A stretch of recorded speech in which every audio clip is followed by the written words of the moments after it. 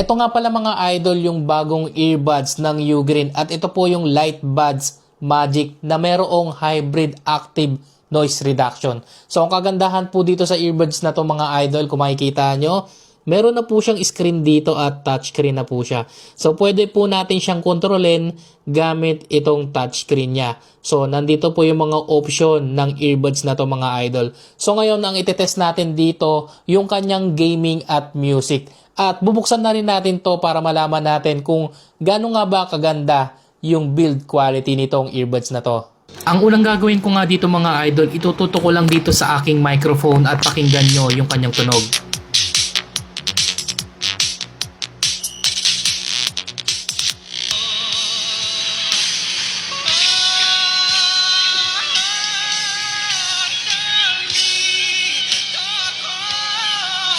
Ngayon naman dito sa mismong screen niya, i-activate natin yung kanyang gaming mode. At i-check naman natin sa gaming.